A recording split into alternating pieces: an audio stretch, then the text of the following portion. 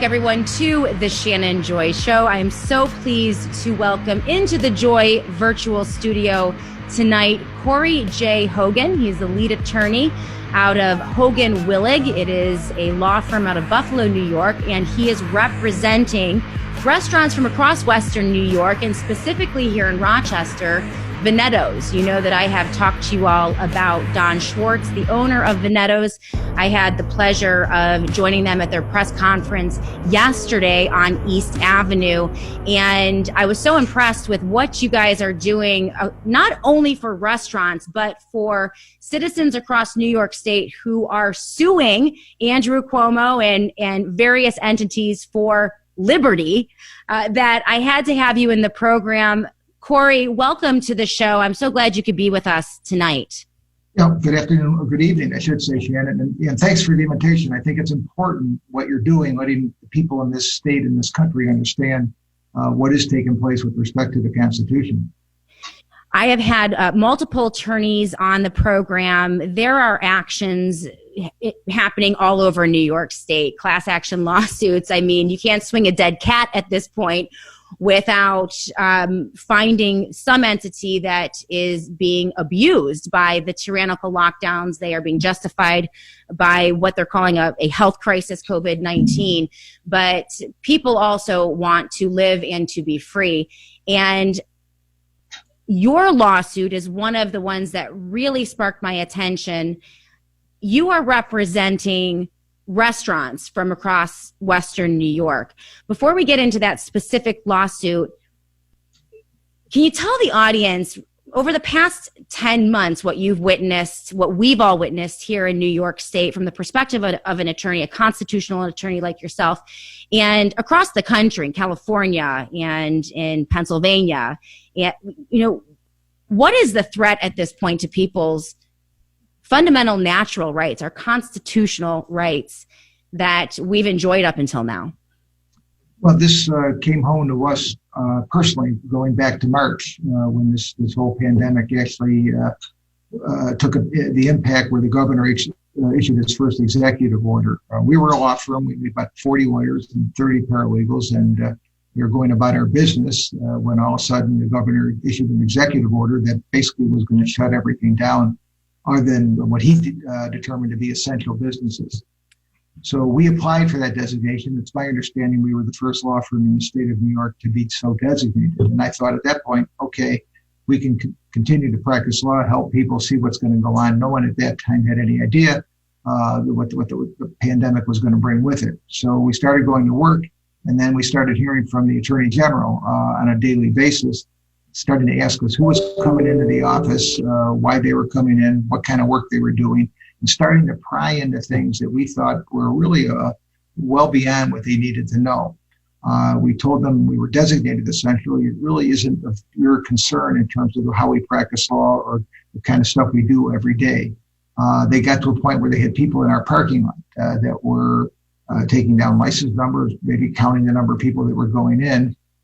So we sat down, I talked to some of the members of the firm, and we felt we had no choice but to sue the state of New York, to sue the governor, and say that, you know what, you're not supposed to be doing these kind of things constitutionally. You don't have a right to start infringing upon people's day-to-day activities if they are not hurting anybody else. Right. As far as I knew, we were not hurting anybody. We were actually helping people. So that was the beginning of the impression I had about how these rules were going to start affecting everybody. And then the executive orders have continued and continued. They're probably up into about 90 at this point. And for every executive order, there are different state subdivisions that are writing pages and pages of additional restrictions for the most part. And that's really what they are. They're restrictions in terms of what people can do with their day-to-day existence.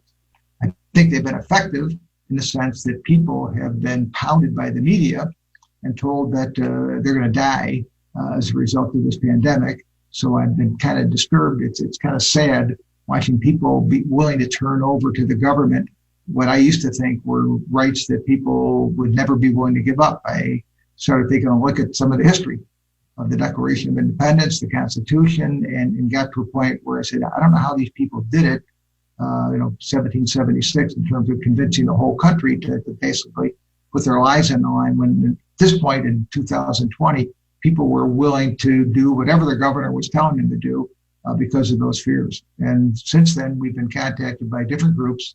I've talked to people as far west as California about the restrictions that people are experiencing and what they can do about it. And we've been representing different groups, bringing lawsuits so that they can go about just basically earning a living each and every day.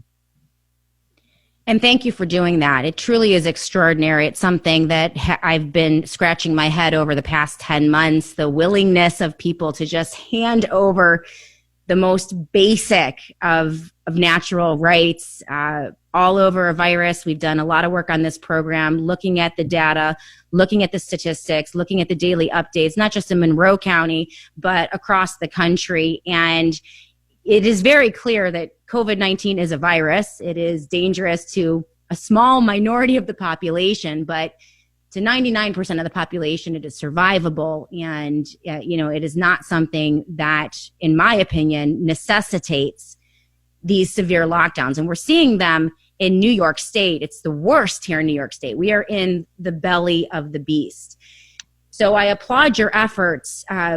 People standing up, like Don Schwartz of Veneto, the first restaurant in Rochester, to stand up, to speak out when, you have public sentiment, people hammering you for even venturing into the realm of we should be open.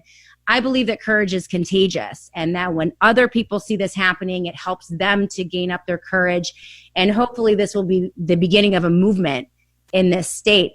Can you tell me about this particular lawsuit that you guys are bringing? And there's a big decision that's going to happen tomorrow. Sure.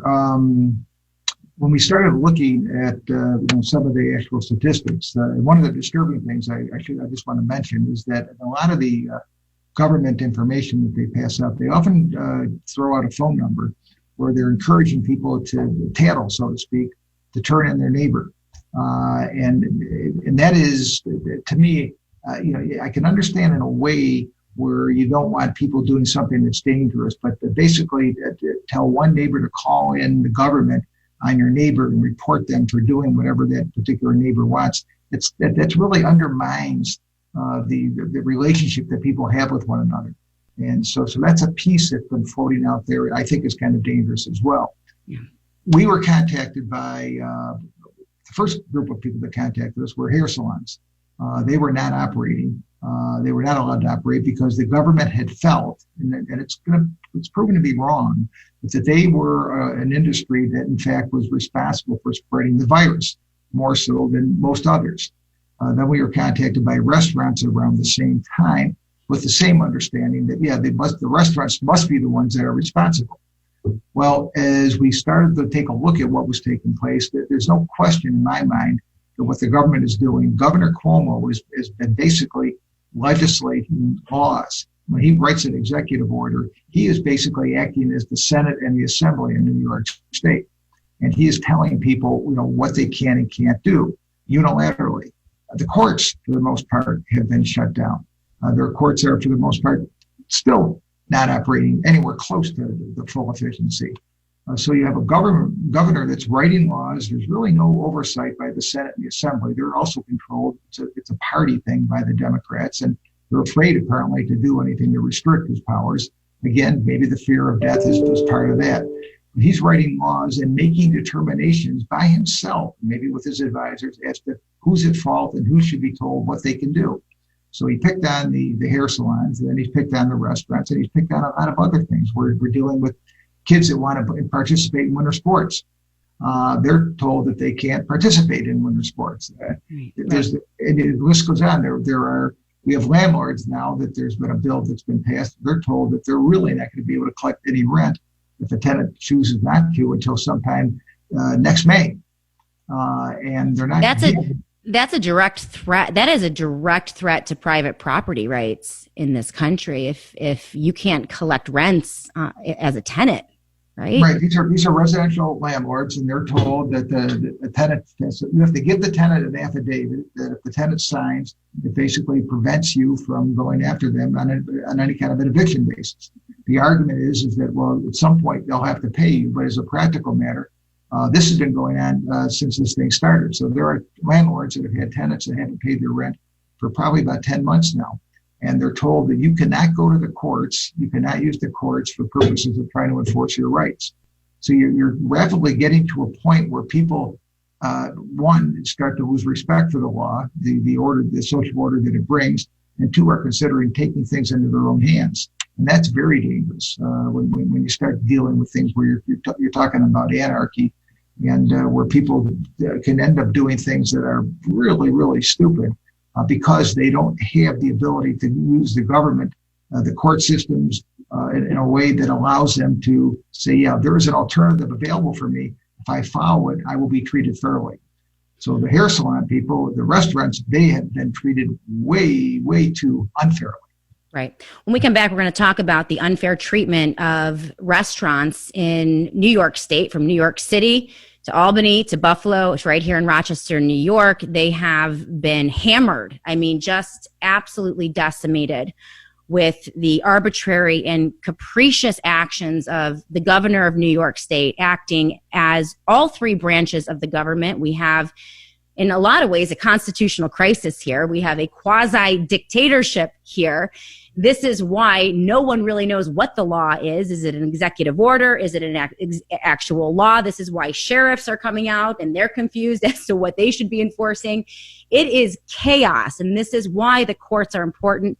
This is why the actions that are being brought by HoganWillig on behalf of restaurant owners, beauty salons, hair salons, student athletes, and landlords across New York State is so important. We'll be back to talk to Corey Hogan about the nature of that lawsuit and what we can expect tomorrow, what we're hoping for tomorrow in Buffalo, New York, right here on News Radio WHAM 1180. That's why I had to cut you down. You run with the wolves while I hunt like a hound. I'm a monk. That's why I had to cut you down. You run with the wolves. Shout it out loud. I'm a monk. Corey Hogan joins me tonight, lead attorney on a lawsuit representing restaurants across Western New York, including Veneto, a restaurant right here in Rochester, New York on East Avenue. He is with HoganWillig, a law firm out of Buffalo with some substantial resources. And you're advocating for many different groups, which I'd like to get to a little bit later in this segment. But can you tell me specifically, Corey, about this piece, this lawsuit and what we're hoping happens tomorrow in Buffalo, New York? Sure.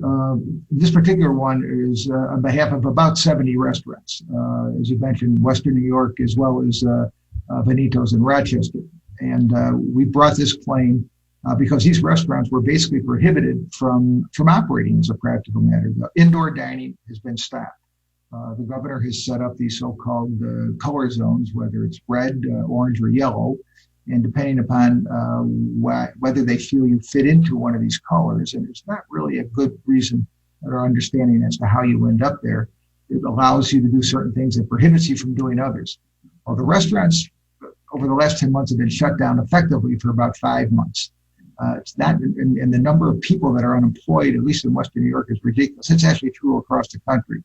Got about 60,000 people that are employed by the restaurant industry here in Western New York. There's about 20,000 left. So there's 40,000 people that are not working. I know when I talked to these restaurant people, they were concerned, especially during like Christmas week. They had a lot of people that are like their family, their employees that they couldn't give a paycheck to. And they said, this isn't fair. And what really kind of was the stimulus for this is that when the state did their own statistical analysis, they determined that both restaurants as well as hair salons were not responsible for the viral transmission, that the percentage that could be traced to restaurants was like 1.43%. Wow. Hair salons was less than 0.5%. And they said that, and Cuomo has said, the governor has said that restaurants are not the problem. They're not the source of the problem. The source of the problem is people at home. 74% of the viral transmissions have been traced to people in their homes. So we thought, okay, that's simple. Let's get them back open. But they aren't ready to do that. We have a situation where the restaurants are closed. They can't make a living. And they're not being closed for any damage or harm they're causing society. So it's like, why would you do that? So we have the lawsuit and the argument on Friday is exactly that. We're asking a judge to say that the decision being made by the state to keep these restaurants closed is certainly unconstitutional for a lot of different reasons, whether it's due process, whether it's equal protection of the laws, whether it's a taking under the 5th and 14th Amendment, but also it's arbitrary and capricious because of the fact that there's no reason that they can give to justify closing the restaurant. Constitutionally as well, before you take something from somebody or shut somebody down, the government should have the burden of saying, here's why we're doing it and here's the proof. The proof is actually to the contrary. The proof is that if you stay home, you're 74% chance that's where the viral transmission occurs. You're safer going out and getting a meal at the restaurant because of the safety precautions that they take. Unfortunately. Careful, Corey. Please don't give Governor Cuomo any ideas about coming into our homes. If that gives me agita just thinking about it. Oh my gosh, there's 70% of the transmission is coming out of your home. Well, no family for you, says Governor Cuomo. Governor Cuomo. Well, that's not all that far off. That's the problem. Because if people allow this to happen, and the government could easily say, which they've done, stay in your home, don't leave. If you walk out your door, we're going to arrest you. We're going to put you in jail because you are violating what we think is a necessary law, even though there's no proper measurement as to what are you doing. The suicides, the depression, the damage to children, that's all going to be tailored at some point. After the fact, people may say they're sorry, but that's too late at that point. People's lives are going to be destroyed because of what the government has done. And that's because it's all unilateral action. It's one person making decisions. There are no hearings. There's no testimony being given by experts. There's just one executive order after another, and it should not be done that way. That's why there are supposed to be 3 branches of government. Right now, we effectively have one, and maybe the judiciary. We're trying to get to the second one, to the judge, and hopefully the judge will put some restrictions on what the governor's doing. And these are the stakes. You talk about depression, anxiety, suicide, alcoholism, drug abuse, even the screenings. I have a very dear friend who missed a vital cancer screening back in March and has been denied chemotherapy at this point, and because she tested positive for COVID. And so it really is. And everyone that we talk to says there's nothing we can do. So the doctors, the hospital officials, the county health officials are all saying, well, there's nothing we can do.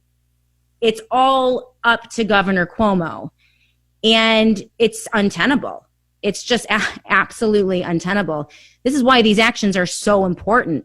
And so we're going to the judges. I mean, this is where it's coming. We have no recourse in our legislative branches. Half of them are not even in session. We have no recourse in terms of petitioning Andrew Cuomo. And so these actions, these lawsuits are now going to judges, and judges are deciding. You've had some wins. I was talking to one of your associates about just the last 10 days in New York State. There have been some big wins at the state Supreme Court level. And this is what we're hoping for tomorrow. Can you go into that really quickly and what needs to happen tomorrow in Buffalo? Well, we're hoping that Judge Nowak will take a look at the evidence here and basically say there is none. The state has no evidence to show that there's any justification for closing down indoor dining at restaurants. And to what we can tell, the evidence is the opposite. So we're hoping the judge will say, I'm not going to allow that to continue. You need to have some proof that they're doing something wrong, that they're contributing to the viral transmission, because that's why they're being closed down. That's the excuse. That's the reason. And the evidence is that they're not. So if they're not doing it, I'm going to let them operate. These people are losing their businesses. They have no income. The people that enforce this stuff, the governor's office, the people that different agencies, they all have regular paychecks. I don't know if they really appreciate what it's like to have no income. Right. We have people that are trying to get bill collectors and things like that. You can't make a payment on your mortgage. You can't pay your utilities. You can't buy food. It's really that desperate. Yeah. And something I hopefully will be done tomorrow about it as far as restaurants go. There's a lot of other groups that are going to need similar help. Now, if this judge rules our way in favor of liberty common sense, basic natural rights to provide for your family. If he rules our way, then it will be a permanent injunction. It will, for these restaurants that are represented in this lawsuit can open up tomorrow night. Am I right or wrong about that? Yeah, what they call a preliminary injunction. A preliminary. Yeah. And down the road, there may be a hearing for a permanent one. But the idea behind the preliminary one is that we don't want to wait until that hearing that might be months away takes place if, in fact, your case has merits and the likelihood is that you will be successful. So that's part of our burden tomorrow. But it's also the government's burden to show that they can justify shutting down indoor dining in restaurants. We have seen no proof. We've seen their papers. I see no proof in their papers that justifies what they've done. And the difficulty with that is, let's assume that we're even successful about it tomorrow, is that all the damage that's been done has been done. Yeah. And these guys are just asking, these guys and women, I should say, are just asking, please let us make a living. They're not asking for a handout. They're not asking for money. They're saying, let me open my doors. That's what I thought I could do in this country. If I pay my taxes, I have a license. I do what I'm told to do. I'm actually following the COVID-19 restrictions that were put in place. I'm doing all the masking. I'm doing the sanitation, the HVAC stuff. I'm social distancing. I'm doing all that. Why can't I be open? And I don't think there's a reason why they shouldn't be. Absolutely. And this would come on the heel of, I mentioned, 4 big decisions that have opened up gyms and facilities across New York State in the last minute. Can you just talk about that? I mean, this is what we're hoping for. And I'm hoping for another and another and another and another, and for just a tsunami of court cases and judges to begin ruling in the favor of the sovereign citizen and in favor of our Constitution. But real quickly in the last minute, can you just go over, some of that good news that we've seen? Sure. Judge Colabacchio here in Buffalo ruled in favor of Lasertron, said that the state had shown no evidence that they should be shut down given the precautions that they put in place. They're allowed to open. Zoomtan was a decision by Judge Devlin, who said that as far as the Zoomtan facilities, they are also allowed to open because There's been no proof of any kind that going in and getting the tan is somehow spreading the virus. And it's also been the case with respect to a couple of gentlemen's clubs in terms of just the ability to allow certain kind of entertainment to take place, whether it's music at a facility that provides live music, dancing, or exotic dancing, what they call gentlemen's clubs, those kind of things that the government is shutting down. There's no basis to do so. They may not like certain things, but that isn't enough to shut a business down. People have their freedom to do certain things. They should be able to do pretty much everything as long as they're not doing damage to some other person. And none of these businesses are doing so. They're all things where people can go in freely on their own. No one's asking people to go to a restaurant if they don't want to. Right, exactly. Well, and in the case of Robbie De Niro, and we call him the Buffalo 100 over here, the businesses that came together and were able to open up again, based on, another judge's decision. This is where things need to go. It's slowly but surely, but this is how we claw back our liberty. And this is what we try to advocate for every evening on this program, empowering citizens to exercise their God-given natural rights and to gain the courage to stand up and do so. And every time they see people like you, Corey, standing up for the little guy and giving very reasoned, rational, legal, constitutional arguments for that, it does a little bit in emboldening people. So I want to thank you for everything that you're doing. If people want to get a hold of you, if they want to join on some of your lawsuits, or if they're interested in contacting you, how can they find you guys? A lot of different ways. Probably the easiest is just to go to info@HoganWillig.com. Okay. That's the email way. They can certainly call us at 716-636-7600. We communicate in any way possible. But I also should say, Shannon, thank you as well for getting out there and trying to encourage people to remember about these rights, because it really is discouraging if everybody puts their tail between their legs. We need people like yourself getting us up each day, fighting for what we think is important. Thank you. Just light that, shine that little light, that light of liberty, and one at a time, and hopefully it'll catch on. And even in New York State, right? It can even happen in New York State. Corey J. Hogan of HoganWillig. If you guys have any questions, info@HoganWillig.com, info@HoganWillig.com. I will be waiting with bated breath to see what happens tomorrow. Thank you so much for all of your hard work.